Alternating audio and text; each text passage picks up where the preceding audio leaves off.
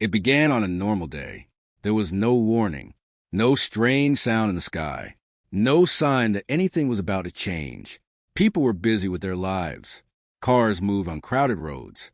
Children laughed in parks. Workers stared at their screens. News channels talked about the same usual problems. Then everything stopped. Every screen on Earth went black. Phones, televisions, computers, even large billboards in cities. Everything turned dark at the exact same moment. At first, people thought it was a power failure, but the lights were still on. Cars still worked. Buildings still had electricity. Only the screens were affected. For a few seconds, there was silence. Then, slowly, white text appeared. It did not matter what language people spoke. Everyone saw the message in their own language. Clear, simple, cold, do not expand. The word stayed on the screen for a moment. Then more lines appeared. Do not leave your star system. This is your only warning. People froze. Some laughed, thinking it was a joke, a prank, maybe hackers. But the message did not disappear. It repeated again, and again, and again. In homes, people stared at their phones with wide eyes. In offices, workers stood up from their chairs. In control rooms, engineers rushed to their systems, trying to understand what was happening. No one could trace the signal. It did not come from Earth. It did not come from any satellite. It came from everywhere.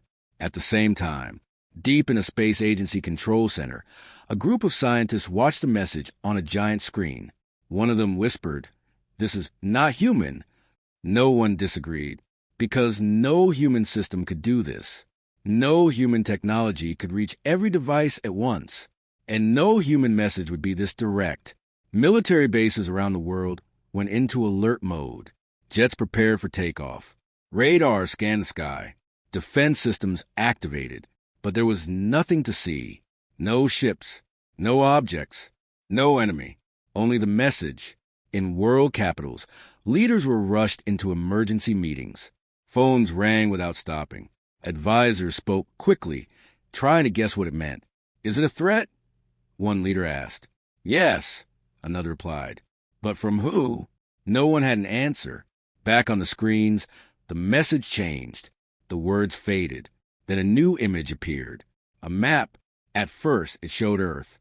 Then it zoomed out slowly. People watched in silence as the planet became smaller. The moon appeared, then Mars, then the outer planets. The map kept moving, past everything humans knew, until it reached the edge of the solar system. Then it stopped. A bright red line appeared. A border. It surrounded the entire solar system like a wall. And just beyond that line, something moved. It was not clear, just a shadow, large, slow, watching. The image stayed there for a long moment, long enough for everyone to feel it. Fear. Then the message returned. Do not cross. And then everything went back to normal. Screens turned on again. Phones worked. Programs continued as if nothing had happened. But nothing was normal anymore. Within minutes, the internet exploded. People shared videos, screenshots, reactions. Some were afraid. This is an alien warning. We are in danger. They are watching us. Others were confused. Why warn us? If they are so powerful, why not attack? Experts came on the news trying to calm people, but their voices were not strong enough, because deep down, everyone felt it. This was real, and it was not friendly. In a quiet office, a young scientist named Elias watched the replay of the message again and again. He did not look afraid. He looked curious. He paused the video at the red line, at the border. Then he leaned closer. "They don't want us to go there," he said softly. A colleague looked at him. "Of course not. Didn't you hear the warning?" Elias shook his head. "That's not just a warning." "Then what is it?" Elias pointed at the screen. "It's fear." The room went silent. "They are not telling us to stay for our safety," Elias continued. "They are telling us to stay because of what might happen if we don't." His colleague frowned. "You think they're scared of us?" Elias didn't answer right away. He looked at the shadow beyond the border, at the unknown. Then he smiled slightly. "Maybe not what we are," he said, but of what we could become. Outside, the world was still reacting. Some people prayed. Some prepared for the worst. Governments started making plans. But something else was spreading faster than fear. Something unexpected. Curiosity. On social media, new posts appeared. Aliens sent us a message? That means we're important. They noticed us. That's a win. Wait, they don't want us to expand? Why? Questions turned into ideas. Ideas turned into excitement. Because humans are strange. The more they are told not to do something, the more they want to do it. The message was meant to stop humanity, but it did something else. It made people think.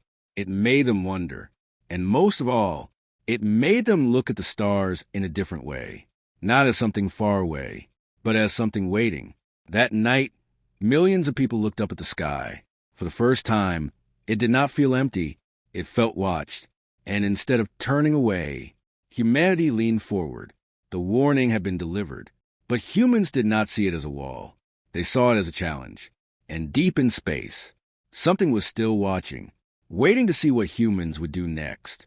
The message did not disappear from human minds. Even after screens returned to normal, the word stayed. Do not expand. It echoed everywhere. In news studios, in government buildings, in small homes, and in quiet thoughts before sleep. The next day, the world felt different. People spoke in lower voices. News channels ran the same clip again and again. Experts argued, but no one had clear answers. Fear was there, but something else was growing beside it. A question. Why? Why would something powerful enough to control every screen on Earth choose to warn instead of attack? That question slowly became the center of everything. In a large meeting room, world leaders sat around a long table. Their faces were serious, tired, and unsure. Screens showed the message on repeat. One leader spoke first. We must treat this as a direct threat. We should stop all space programs immediately. Another agreed. If they are watching, any movement can make things worse. A third added, we don't know their strength. We don't know their limits. We should not take risks. The room filled with cautious voices. Stop. Wait. Hide. But not everyone agreed. At the far end of the room, Elias sat quietly. He was not a leader, not a politician, just a scientist invited to give his opinion. He had been listening, watching, thinking. Finally, he spoke. You're all focusing on the danger, he said calmly. The room went silent. One leader looked at him. There is danger. Yes, Elias said, but that's not the important part. Then what is? Elias stood up slowly and walked toward the main screen. He pointed at the message. Look at the words, he said. They did not say we will destroy you. They did not say you're not allowed. He paused. They said do not. The leaders exchanged confused looks. What difference does that make? Someone asked.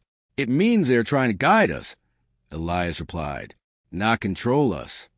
Another voice spoke, sharper this time, or they're warning us before they act. Elias nodded slightly. That is possible. Then he looked back at the screen. But if they wanted to act, they already could have. Silence filled the room again, because everyone knew that was true. The message had reached every device on Earth at the same time. That level of power meant something. Something far beyond human technology. Elias continued. They know where we are. They know what we can do. And they still chose to send a warning instead of attacking. One of the leaders leaned forward. So what are you saying? Elias took a deep breath. I'm saying they are not confident. The reaction was immediate. That's impossible. They are clearly more advanced. They are watching us from outside our system. Elias did not argue. He simply raised his hand and pointed again at the red line shown in the message. They drew a border, he said. Yes, someone replied. Why? No one answered. Elias stepped closer. If they are truly powerful, they don't need a border. They don't need to warn us. They could simply stop us whenever they want. He turned to face the room. But they didn't. The idea started to settle, slowly, uncomfortably. They're afraid of something, Elias said softly. Of us? A leader asked. Elias shook his head. Not of who we are now. He looked at the stars displayed on the screen behind him. But of what happens if we keep going? That changed everything. The room became quiet again, but this time it was different. Not fear. Thinking. Deep thinking. One leader finally spoke. If you are right, then stopping might not protect us. Elias nodded. It might do the opposite. That thought spread quickly. If the warning was meant to stop human growth, then following it could be exactly what the sender wanted. A cage does not always look like a cage. Sometimes it looks like safety. Hours passed as the discussion continued. Some leaders still wanted to obey the message. It's too risky, they said. We don't know what is out there. Others began to change their minds. If we stop now, we may never get another chance, they argued. If they fear our future, then our future must matter. In the end, no full agreement was reached. But one thing was clear. Humanity would not stop completely. Not anymore. Not after seeing that message. Not after seeing that line. Across the world, space agencies received new instructions. Projects that were once slow and limited were suddenly pushed forward. Budgets increased. Teams expanded. Ideas that were once called too dangerous were now called necessary. People noticed. The news changed its tone. At first, it had been fear. Now it became something else. Debate, excitement, challenge. On social media, people shared bold thoughts. They told us not to expand. That means we should expand faster. What are they hiding out there? If there's a border, I want to see what's on the other side. The fear did not disappear, but it was no longer in control. Human nature was taking over. Curiosity, defiance, the need to know. In his office, Elias watched the world react. He knew things were changing, not just in plans, but in mindset. Humanity had been given a choice. Stay or move forward. And even though the danger was real, the answer was becoming clear. Late at night, Elias looked at the stars through a window. He imagined the red line again, that invisible wall in space. And whatever was beyond it, he did not feel safe. He did not feel certain. But he did feel something strong. A quiet excitement. They made a mistake, he whispered. Not because the message was wrong, but because of how humans would hear it. The warning was meant to stop them, but instead, it had given them direction. And for the first time, humanity was not just looking at the stars with wonder. They were looking at them with purpose. The line had been drawn. And now, humans wanted to reach it. Not slowly, not carefully, but as soon as possible. Because deep down, every human felt the same thing. If someone tells you not to cross a line, you have to know why. And no warning in history had ever stopped humans for long. Especially not one that came from the dark. Something had spoken from beyond the stars. Now it was humanity's turn to answer. The decision was not announced in one moment. It grew slowly, like a quiet fire. At first, government spoke carefully. They used calm words. They said things like research, observation, and defense. But behind closed doors, the truth was simple. Humanity was preparing to move, not away from a message, but toward it. Space programs around the world changed direction. Old plans were canceled. New plans were created overnight. The moon was no longer the goal. Mars was no longer enough. Everything pointed to one place. The edge, the line, the border that had been drawn in red. Engineers worked day and night. Factories stayed open without rest. New ships were designed faster than ever before. They were not built for comfort. They were built for distance, speed, survival. Every part had a purpose. Every system had a backup. Because everyone knew this was different. This was not exploration. This was a test. In a large space facility, Elias stood on a high platform, looking down at a massive ship. It was not beautiful. It was strong. Its surface was dark and smooth, designed to handle unknown conditions. Engines at the back glowed faintly, even when silent. Workers moved around it like small shadows. "This is it," a voice said behind him. Elias turned. It was Captain Rhea Solis, the leader chosen for the mission. She was calm, focused, and serious. "First ship to the edge," she added. Elias nodded. "First step outside the cage." Rhea looked at him. "You really believe that?" Elias did not hesitate.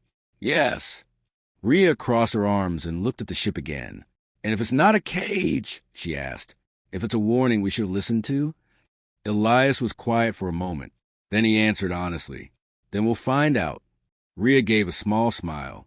That's what I like about humans, she said. We don't wait for answers. We go get them. The crew was selected from the best. Pilots, engineers, scientists, soldiers. Not just skilled, but steady. People who could stay calm when things went wrong. Because everyone expected something to go wrong. Training was fast and intense. There was no time to waste. Simulations showed strange signals, unknown forces, system failures that had no clear cause. The crew learned to react without fear, without hesitation, because hesitation could mean the end. Days turned into weeks. Weeks turned into months. The ship was ready. The mission had a name, Forward 1. Simple, direct, just like the message that started it all. The launch day arrived without celebration. No crowds, no music, only silence. The world was watching. Every screen, every device, every person. This time, it was not an alien message. It was humanity's move. Inside the ship, the crew took their positions. Rhea sat in the command seat. Her hands rested lightly on the controls. Elias stood behind her, observing. You still have time to step back, Rhea said without turning. Elias shook his head. No. Rhea smiled slightly. Good. The countdown began. 10. Outside, the engine started to glow brighter. 5. The ground shook. 3. The air around the ship trembled. 1. Then, light, fire, movement. The ship rose into the sky. Slow at first, then faster, breaking through the clouds, leaving the earth behind. Inside, everything was steady, controlled. Rhea watched the screens as the ship moved into orbit. Stage 1 complete, a crew member said. Continue, Rhea replied. Hours passed. The ship left Earth orbit. Then it passed the moon. Then Mars. Each step felt normal, safe. But everyone knew that safety would not last. As they moved farther out, signals began to change. At first, it was small. A delay in communication. A slight distortion in data. Nothing serious. But then it grew. Captain, one of the engineers said, we're getting interference. From where? Rhea asked. The engineer shook his head. We don't know. It's not coming from any known source. Elias stepped closer to the main screen. The stars looked the same. But something felt different, like the space itself was not quiet anymore. Keep moving, Rhea said. The ship continued, past Jupiter, past Saturn, past the last known edges of human exploration. Now they were entering unknown space, the place where no human had ever gone, the place the message had warned about. The crew grew quieter, not because they were afraid, but because they were focused. Every sound mattered. Every signal mattered. Time felt slower. Then, Captain, the voice came from navigation. Something just appeared on the outer sensors. Rhea leaned forward. Show me. The screen changed. At first, there was nothing, just empty space. Then a shape began to form.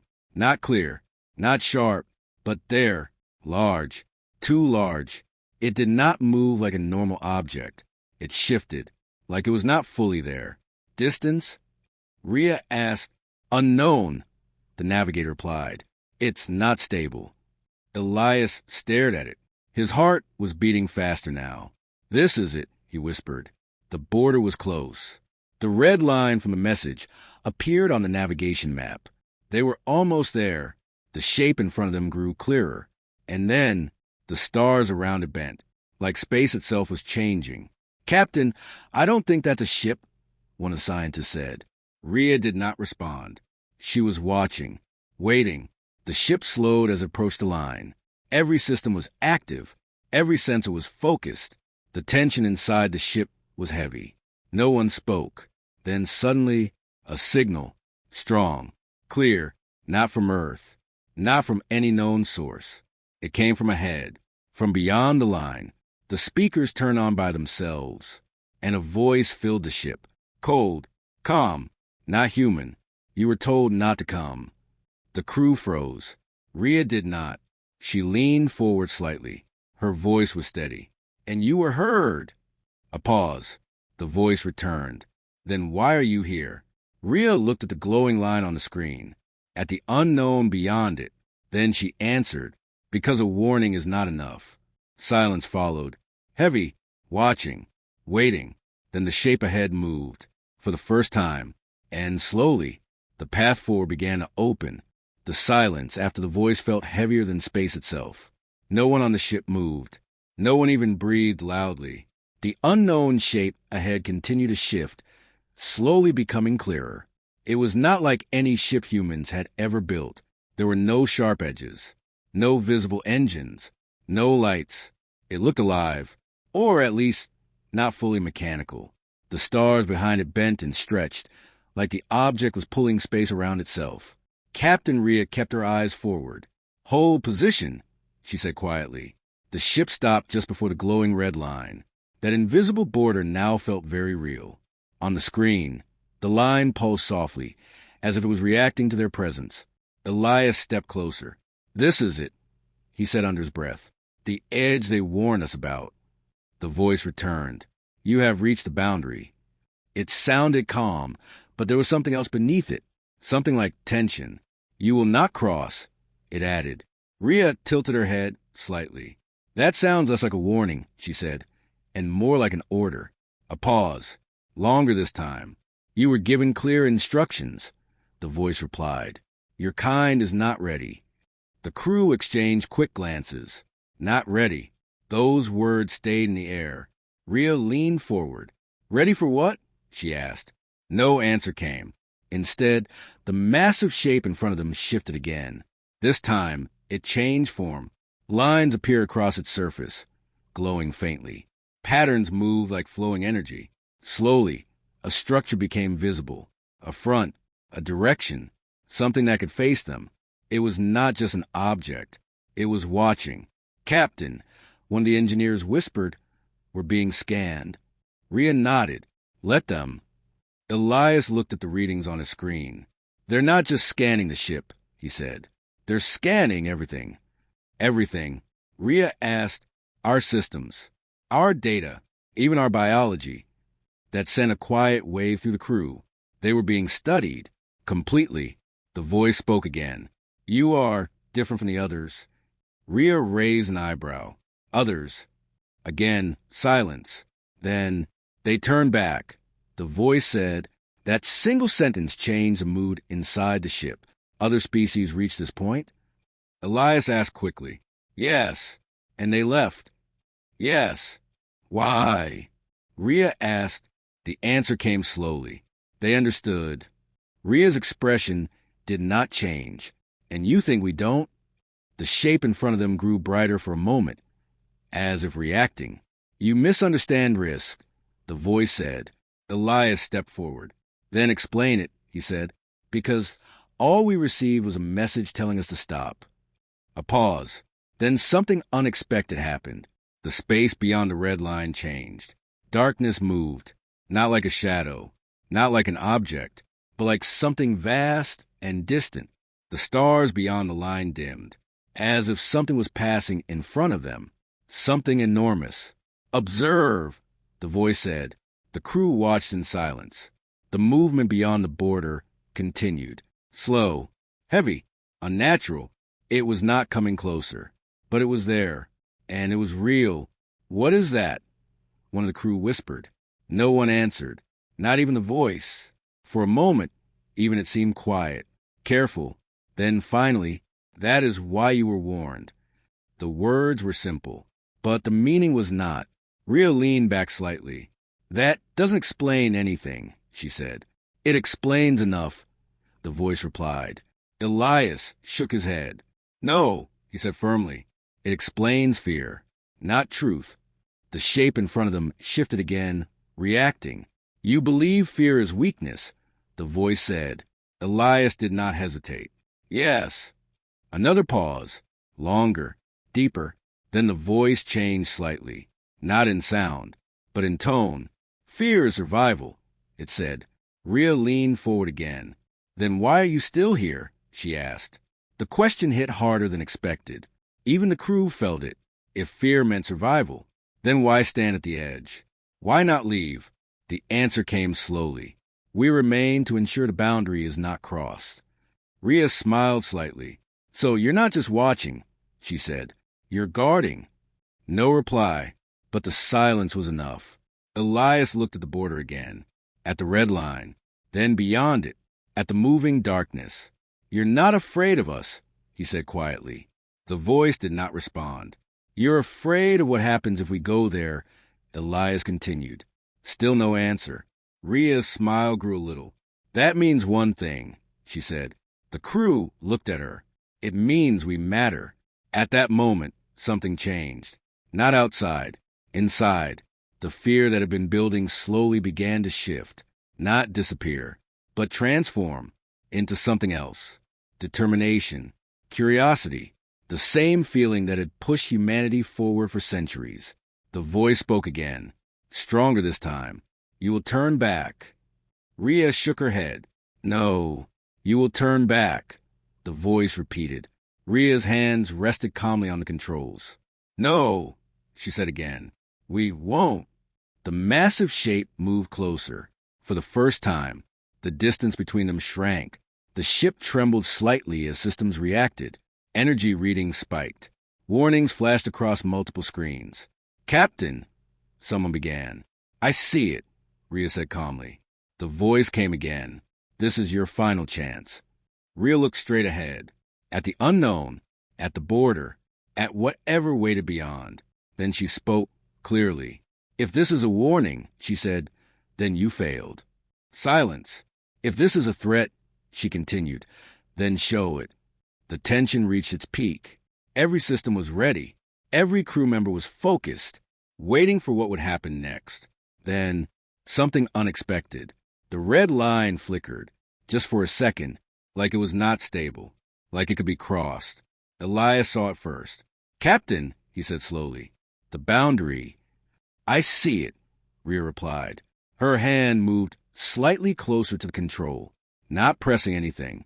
Not yet, but ready. The voice spoke one last time. You do not understand what lies beyond. Rhea's eyes did not move. Then we'll learn.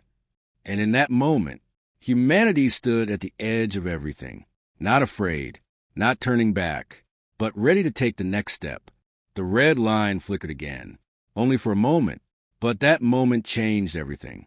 Inside the ship, every system reacted at once. Sensors flashed, data streams jumped, warnings filled the screens. Boundary instability detected. One of the engineers said quickly. Rhea did not look away. Cause? She asked. No clear source, the engineer replied. It's like the line itself is weakening. Elias stepped closer to the main display. His eyes moved fast across the data. It's not weakening, he said slowly. It's reacting. Reacting to what? Rhea asked. Elias looked at her. To us. Silence filled the command room. The voice from the unknown ship returned. Sharper now. You will cease forward motion. It no longer sounded calm. There was urgency, maybe even fear. Rhea noticed it. You're worried, she said. No reply. You weren't worried before, she continued. Not when we arrived. Not when we spoke. Still nothing. But now, Rhea said, her voice steady. Something changed. Elias pointed at the screen. The boundary isn't just a line, he said. It's a system, a barrier, and it's connected to whatever is out there. The crew looked at the shifting darkness beyond the border. It was still there, still moving, but now it felt closer. Not physically, but somehow aware. The voice returned. You are interfering with containment. That word echoed inside the ship. Containment. Rhea leaned forward slightly. Containment of what? She asked.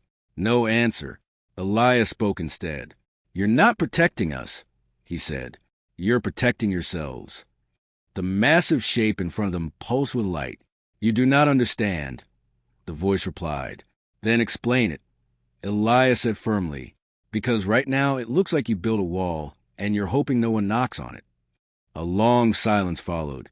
longer than before. The kind of silence that feels like thinking or deciding.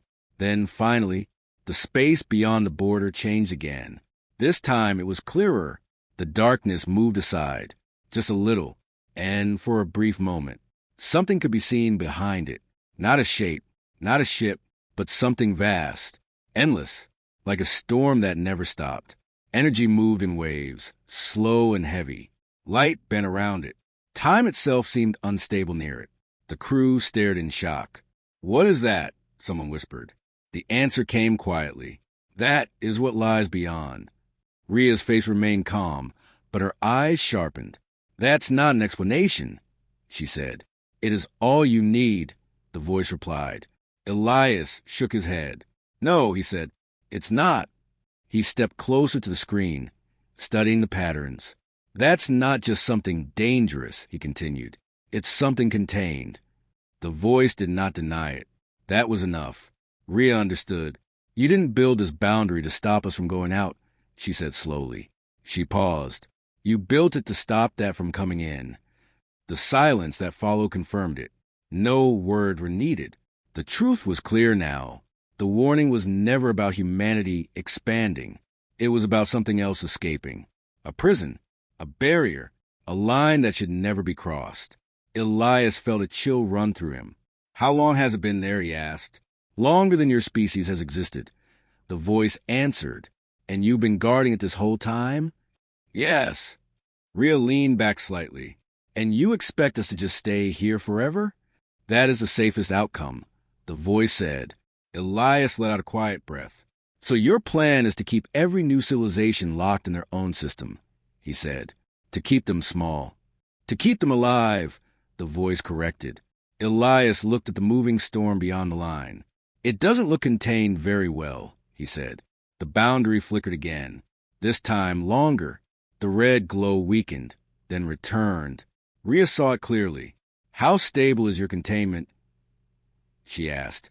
The voice did not respond immediately. That hesitation said everything. "Not stable," Ria said softly. Finally, the answer came. "It is weakening." The crew exchanged tense looks. Elias spoke quickly. "And what happens when it fails?" The voice responded without emotion. "Everything beyond the boundary will expand." "Into our space?" Ria asked. "Yes." The weight of that answer settled heavily. The warning was not just about exploration. It was about survival, but not in the way they thought. Elias looked back at the stars behind them, at the long distance they had traveled, then forward again, at the boundary, at the storm, at the truth. "You can't hold it forever," he said. "No," the voice admitted. "Then what's your plan?" Ria asked. Silence. For the first time since the encounter began. The alien voice had no answer. Ria slowly stood up. Her eyes stayed fixed on the border. "That's the problem," she said. "You don't have one." The ship felt smaller now, not because of fear, but because of what they had learned. The galaxy was not safe. It was being held together. Barely. Elias turned to Ria. "If that thing breaks through," he began. Ria finished the thought. "Then hiding won't save us."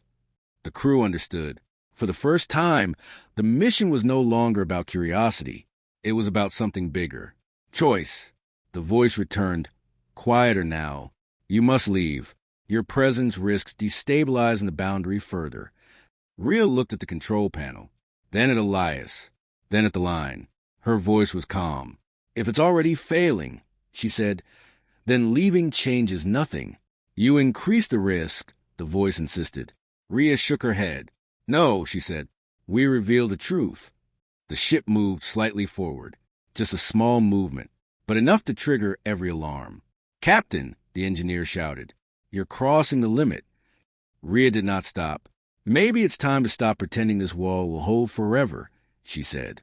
The voice rose, urgent now. "You will cause a breach." Ria's eyes stayed steady. "Or we'll learn how to fix it." The red line flickered violently. The storm beyond shifted. For the first time, it reacted. And inside the ship, every human understood one thing.